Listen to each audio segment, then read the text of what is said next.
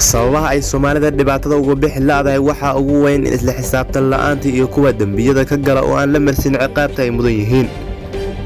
Isilmaasiintaas waxa ay keentay in dambiilayaasha ay ku celceliyaan gaboodfallada, kuwa kalena ay albaabada ugu fulaan si ay ugu soo biiraan maadaama aan lagu ciqaabin xadgudbyadii hore.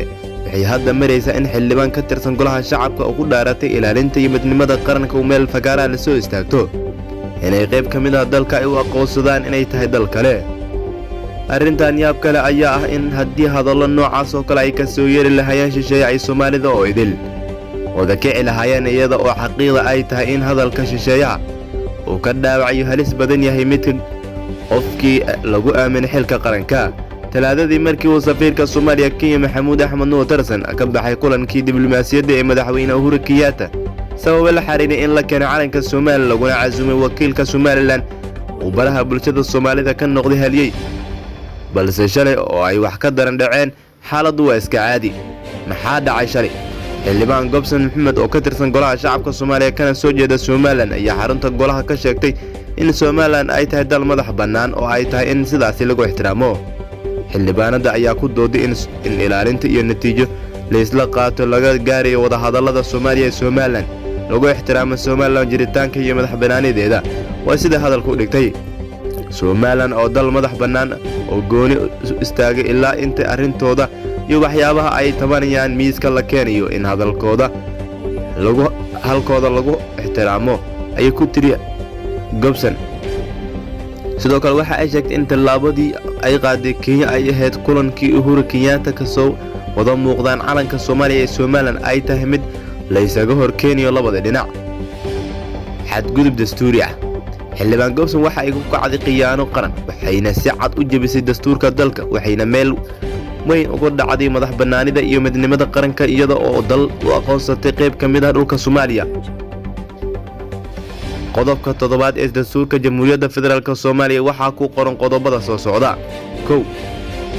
Gobonimada Jamhuuriyadda Federaalka Soomaaliya waxay koobaysaa dhulka Jamhuuriyadda Federaalka Soomaaliya oo idil, iyadoo ay ku jirto biriga, badaha iyo jasiiradaha iyo uurkooda hoose, hawadooda sare iyo kheyraadkooda iyo dhul biyo gobeed kasta oo ku soo biiray Jamhuuriyadda Federaalka Soomaaliya si waafaqsan sharciga uu baarlamaanku ansixiyo.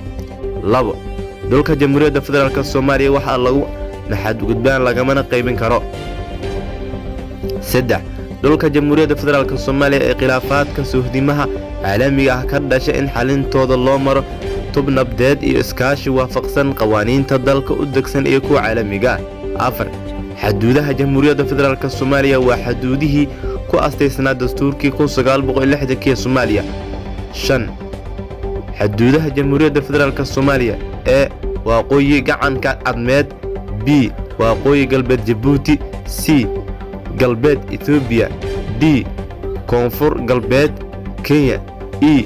bari badweynta Hindiya. waa maxay in Gobson lagu sameeyo? xildhibaan Gobson waa in golaha shacabka looga yeero oo fursad loo siiya inay cudurdaar iyo raaligelin ka bixiso gafka ah in ay ka hor sheegtay golaha. haddii aanay meel fagaara ka bixin cudurdaar aanay qaranka Soomaaliyeed raaligelin iyo siinin gafka ka dhacay, waa in lagu qaadaa dembiga ay gashay ee ah inay Soomaaliya kala qaybisay ama ay kala goysay lana xayuubiyaa xildhibaannimada. ma jirto sabab qof diidan midnimada dalka uu xildhibaan federaal u sii ahaado. haddii gabadhan u aqoonsan tahay Somaliland inay tahay dal iyo qaran madax bannaan ha iska ceshato xubinimada xildhibaan oo ha tagto Hargeysa kuna biirto golaha wakiilada Somaliland. haddii aan sidaasi la sameyn, maxaa dhici doonta? inay xildhibaano noo sii ahaadaan kuwa badan oo iyada la mid ah oo dawlada dhinacyo kale u shaqeeya. ma jirto sabab lagu carooda Kenya iyo Uhuru iyadoo kuwa ka daran ay Soomaali ay xildhibaan yihiin.